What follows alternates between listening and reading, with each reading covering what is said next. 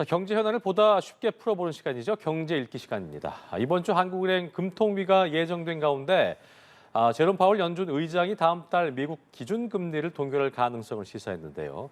우리 경제여파는 어떠할지 김광석 한양대학교 겸임교수와 함께 자세히 짚어보지요. 어서 오십시오. 네, 안녕하세요. 네.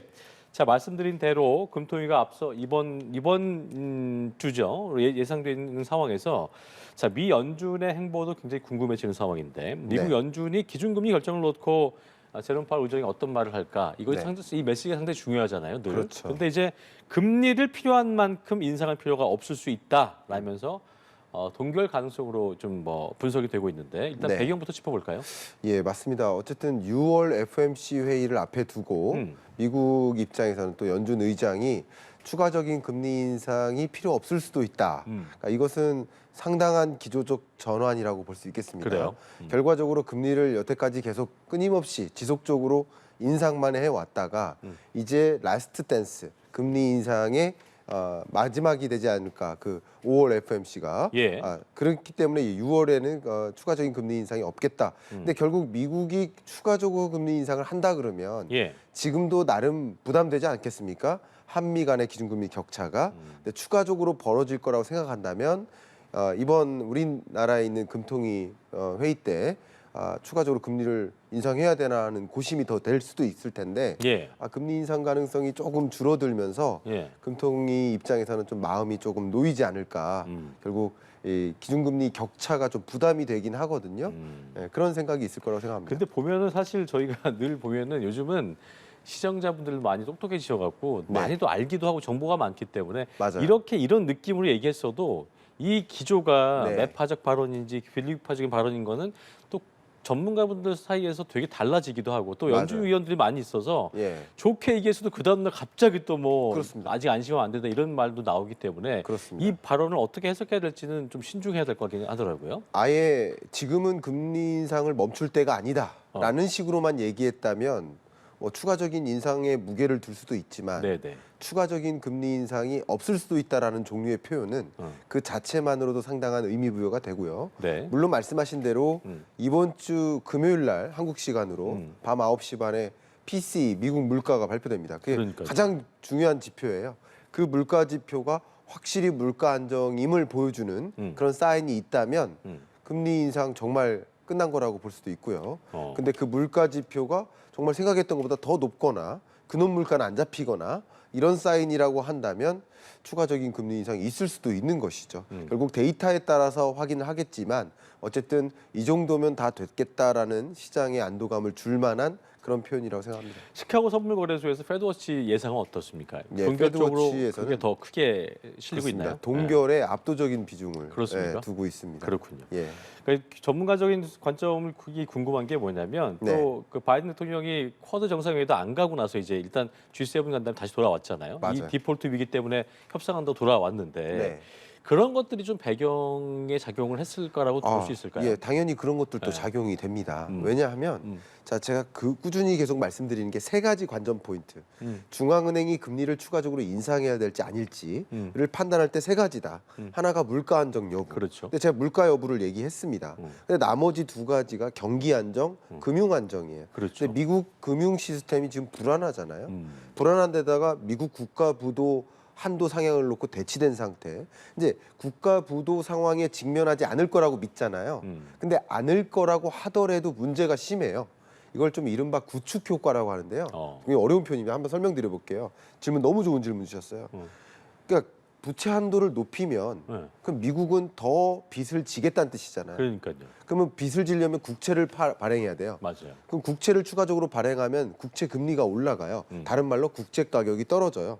그러면 민간 기업들이 자금을 마련하기 위해서 회사채를 발행하는데 국채 사지 누가 회사채 삽니까? 그러니까요. 우리나라로 치면 한전채 사지 왜 민간 기업채 삽니까? 그죠? 그러니까요. 회사채를 살 수가 없어요. 그러니까 다시 말하면 결국 부채를 발행해서 경기 부양적으로 노력을 할 수 있겠지만 그게 오히려 민간 기업의 자금줄을 더 타게 만들고 그러면 자금줄이 막히니까 추가적인 신규 사업 진출을 못 해요.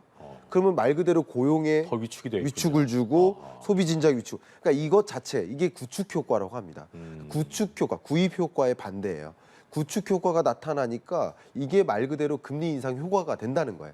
경기 침체를 가져오는. 예. 그러니까 그런 것들이 우려되기 때문에 그러니까 부채 한도 협상 타결된다 하더라도 여전히 그런 요소들이 작용하기 상존하고 때문에 있는 거군요. 그러니까 그러기 때문에 마음 놓고 금리를 인상할 만한 여건은 안 된다. 당연히 그 두 가지도 고려하는 거다 이렇게 생각하고 있습니다. 그럴 수 있겠네요. 네. 자, 아까 그 금통위는 어떤 선택할까에 대한 언급도 잠시 해주셨습니다만 이제 뭐 그런 얘기 하잖아요. 그 미국과 한미 간의 금리 격차 때문에 이제 외화 자본이 무조건 빠져나가진 않는다. 네. 오히려 뭐 또 개도국이나 다른 쪽으로 갈 네. 수 있다는 말씀도 해주신 적이 있었는데 맞습니다. 사실 이재용 총재 입장에서도 어떻게 해야 될까 고민되고 있는 상황이기도 네. 하고 근데 하지만 지금 제롬 파월 연준 의장이 이런 말을 했기 동결의 어떤 가능성을 내비쳤기 때문에 예. 우리도 3연속 동결 쪽으로 갈 가능성이 크다 이렇게 네. 봐야 될까 어떻게 좀 예. 생각하세요?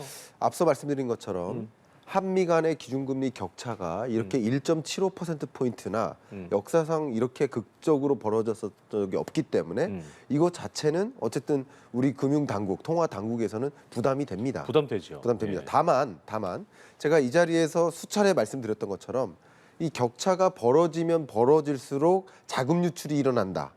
벌어지면 벌어질수록 강달러가 나온다. 가 아니라는 거죠. 아, 그러니까요. 왜냐하면 외환 시장은 오히려 선행적으로 움직이기 때문에 한미 간의 기준금리 역전될 것 같아라고 생각할 때 달러 투자에 들어가고 그때 강달러가 나와요. 그러니까 지금의 한미 기준금리 격차가 벌어졌잖아요. 근데 지난 22년 10월이 그렇게 벌어지지 않았거나 벌어지기 직전이었거든요. 근데 그때가 강달러가 나타났었죠. 그 뻔한 시나리오가 나온 이후에 가지 않고 그렇습니다. 선행적으로 예. 간다는 말씀이시죠. 오히려 격차가 벌어지기 전, 역전되기 전에 외국인 자금 유출이 일어나요. 그리고 그 이후에는 역대급의 유입액이 지금 들어왔잖아요. 월 초에 괜찮았죠. 시장도 반대로 좋았고요. 지금 유입액이 엄청나게 늘었습니다. 그렇죠. 그러니까 격차가 벌어지면 벌어질수록 자금 유입이 더 일어나고 있는 현상도 보면 반드시 기계적으로 기준금리 격차가 자금 유출을 가져오고 경제를 어렵게 만든다 이렇게 해석할 필요는 없습니다. 나머지 조건도 같이 고려해야 된다. 그렇군요. 그래서 이제 그런 얘기 하나 봐요. 막 네. 진짜 곡소리가 나고 너무 힘들 때 그때가 이제 경기가 다시 반전될 수 있는 신호탄이라는 게 네. 아까 말씀하신 그런 선행적인 그런 부분들을 고려해야 된다 이렇게 해석이 되는 건가 봐요. 너무 중요한 말씀입니다. 이 경제 읽기라는 이 프로그램이 필요한 이유는 경제를 읽으면서 선행적으로 움직여야 된다. 그러니까요. 항상 네. 투자 의사 결정 같은 부동산은 조금 다릅니다. 부동산은 후행적 지표이기 때문에 경제를 읽으면서 후행적으로 부동산 액션을 취하면 되지만 주식 투자나 외환 투자나 기업 경영 의사 결정조차도 그죠? 다 모든 게 경제 읽기에 기반해서 선행적으로 움직인다 이렇게 판단하시면 도움이 되겠습니다. 그럴 수 있겠네요. 자 그렇다면 그 국내외 중앙은행들의 어떤 긴축 완화 분위기가 좀 확대가 됐으니까 국내 증시에 지금 말씀하신 것처럼 호재가 될 수 있다는 기대감도 좀 커지고 있는 상황인데 이게 2,500선을 지난주에 재돌파를 했거든요. 코스피가. 네. 그러면 뭐 2,400에서 500 왔다 갔다 하는 상황인데 네. 이 부분은 이 흐름 어떻게 좀 이어진다고 좀 예상을 해야 될까요? 네, 일단은 우리 증시 또 미국 증시를 억눌렀었던 뭐 몇 가지 요인 중에 하나가 만약에 미국이 국가부도 상황에 놓이면 어떻게 될까? 그러니까 그 불확실성이잖아요. 그러면 불확실하면 불확실수록 공격적 투자를 안 합니다. 그렇죠. 그러니까 주식 투자 비중이 줄어요. 돈이 빠져나오는 거예요. 그러니까 주가가 계속 억눌렸었던 거예요. 근데 만약에 이번 주 들어서 국가부도 상황까지는 아니고 타결이 된다. 그러면 굉장히 긍정적인 신호죠. 그러니까 다시 불확실성이 완화되면서 주식 투자 비중이 늡니다. 예. 역시 마찬가지로 기준금리 인상 시나리오도 추가적인 금리 인상이 이제 없구나, 라스트 댄스구나라고 생각하면 할수록 주식에 긍정적인 기여를 할 거라고 봅니다. 이제 좀 적극적으로 주식 투자해도 되겠네 하는 신호라고 이해할 가능성이 높죠. 그러니까 그런 것들은 주식시장에 긍정적인 기여를 합니다. 다만 역시 주가마저도 금리와 부채 한도 상향 조정 여부 이런 두 가지 요인만 영향을 미치는 게 아니라 그밖에 나머지 상황을 봐야 되는데 그렇죠. 앞서 말씀드렸던 것처럼 부채 한도 상향이 조정된다 하더라도 그 이후에 부정적인 경제 영향을 악영향을 미칠 것이기 때문에 그것이 이제 경기에 어떤 추가적인 침체를 가져올 수 있어요. 구축 효과가 나타날 수 있어요. 그런 과정에서는 뭐 추가적으로 이제는 경기 때문에 주가가 대세 상승하기는 어려운. 그러니까 결과적으로는 주가의 그 요인은 긍정적인 기여를 하겠지만 나머지 요인들이 호락호락하지 않기 때문에 뭐 대세 상승을 기대할 만한 그런 시점은 아니라고 생각을 네, 하고 좋은 있습니다. 지적을 해주셨습니다. 어쨌든 근데 이제 그 많은 시청자분들께서 알아야 될 부분이란 거는 특히나 부동산과는 다르게 주식 같은 이런 것들은 선행적인 선행. 부분들을 미리 체킹해야 된다. 그 그렇습니다. 말씀을 해주셨습니다. 네. 알겠습니다. 자, 주요 7개국 G7 정상회의 뭐 주말간에 굉장히 윤석열 대통령도 다녀왔고 굉장히 네. 많은 회담이 또 있었고요. 많은 이야기가 오갔는데 네. 저희가 뉴스도 보도드렸습니다만 G7 정상들이 중국과 러시아 등에 대항해서 중요 광물 또 물자의 공급망을 강화하겠다. 그리고 경제적 강압에 또 대항을 해서 새로운 플랫폼도 만들겠다라고 네. 밝혔습니다. 뭐 러시아도 굉장히 반발을 한 상황인데 네. 여기서 이루어진 이 공동 성명 어떻게 평가하셨는지 네. 또 들어보겠습니다. 일단은 세계 주요국들이 미래 주요 산업을 선정할 때 반드시 꼽히는 것이 반도체 그리고 배터리, 뭐 전기차 그렇죠. 이런 것들 아닙니까? 네네. 이것은 그 어떤 국가에게도 공통적으로 적용되는 유망 산업이라고 분류될 수 있을 것 같아요. 예. 근데 그 유망 산업을 놓고 반도체 공급에 차질이 있다. 배터리 공급에 차질이 있다.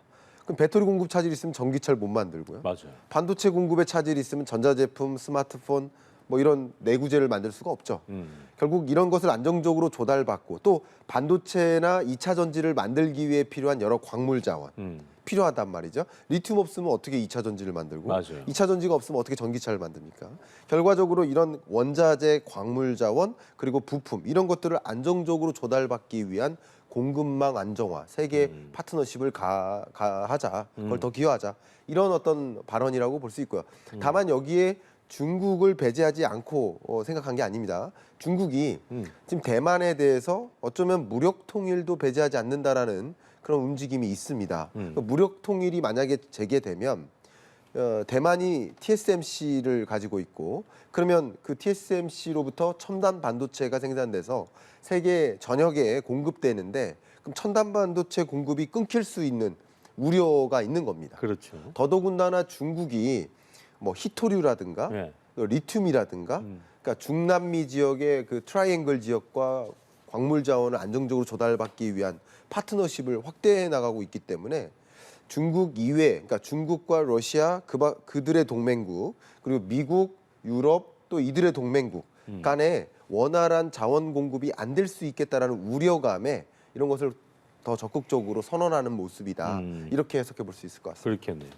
지금 얘기해 주신 대로 G7의 공동 성명이 있은 이후에 중국도 그렇고 러시아도 반발의 모습을 보였는데 네. 중국이 이제 이런 걸 했네요. 미국 반도체 마이크론 제품에서 보안 문제 발생했다. 그래서 네. 제품 구매를 금지하겠다. 이 조치를 내렸는데 네. 중국 정부가 이제 미국 반도체 기업을 표적 삼아서 제재를 가한 게 이번이 처음이기 때문에 네. 이게 신호탄이 돼서 또 이런 어떤 반도체 어떤 전쟁이 미중 간에 이런 네. 것들이 또 첨예할까 예. 우려되는 부분인데 어떻게 좀 예상할 수 있을까요? 역시 이 G7 정상들이 모여서 중국을 견제하고자 네. 혹은 중국 우방국들을 견제하고자 공급망 안정 체제를 만들겠다 그런 플랫폼을 가동하겠다라고 얘기했기 때문에 중국 입장에서는 당연히 신경이 쓰일 수밖에 없죠. 그렇죠. 신경이 쓰이니까 바로 반격한 것이 바로 마이크론에 대한 심사입니다. 맞아요. 그 심사가 그냥 사이버 안보 심사인 거예요. 안보 심사를 해보니까 심각한 보안 문제를 초래할 수 있다라고 평가를 내린 겁니다. 그러니까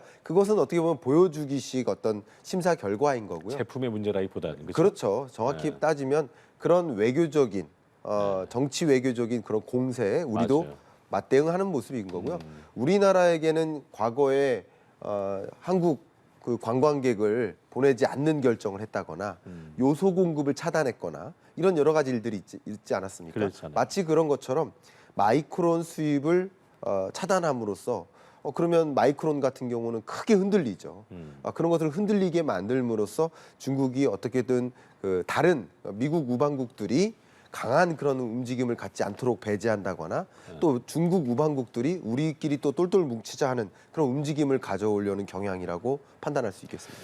G2, 미국과 이런 또 중국의 반도체 이런 어떤 전쟁성이 이런 어떤 경쟁이나 다툼 속에 네. 우리가 이제 또 네. 불똥이 튀는 게 아닌가. 네. 사실 그랬었잖아요. 만약에 마이크론 반도체 금지해갖고 반도체 부족분에 대해서 우리 정부가 이거 채우는 일 없게 해달라. 미국 정부가 또 맞아요. 정부 요청했던 외신 보도 있었기 때문에 네. 사실 우리가 그런 입장 되면 어떻게 될까 굉장히 예. 난처할 것 같거든요. 어떻게 그러니까 예상할 수 있을까요? 우리는 말 그대로 지금 어디냐, 아빠가 좋냐, 엄마가 좋냐, 그러니까요. 선택해라라는 것을 강요받는 입장인 거예요. 맞아요.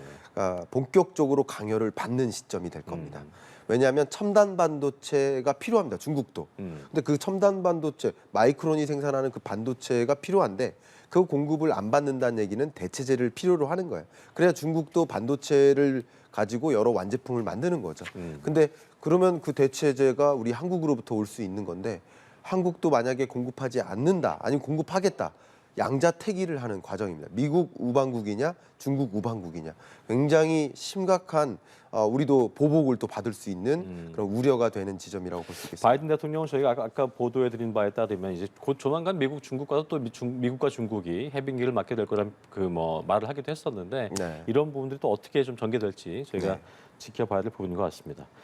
자, 끝으로 공공요금 얘기를 좀 해보겠습니다. 네. 저희가 늘 이 시간 통해서 많이 얘기하는 주제 중 하나인데 네. 올해 1분기 가정에서 사용하는 전기, 가스 요금 저희가 2분기 요금 최근에 또 올렸었고 하지만 늘 얘기하셨던 게 이제 1년 전보다도 이게 30% 넘은 게 오르면서 서민층이 부담이 되고 있는 상황인데 그렇습니다. 워낙 그동안 낮았던 거 올리는 거기 때문에 네. 어떤 각 가스공사라든가 한전의 부족분을 좀 메우려면 그들의 네. 어떤 적자분을 메우려면 앞으로 훨씬 더 올려야 된다는 예상도 나온 상황에서 네. 이게 서민 가구의 부담을 어떻게 좀 증폭시킬 것인가 이 네. 부분을 방향성을 좀 봐야 될 것 같거든요. 네. 어떻게 좀 바라보고 계신지 들어보겠습니다. 결과적으로 전기요금, 가스요금은 모두에게 똑같은 상승률로 오르죠.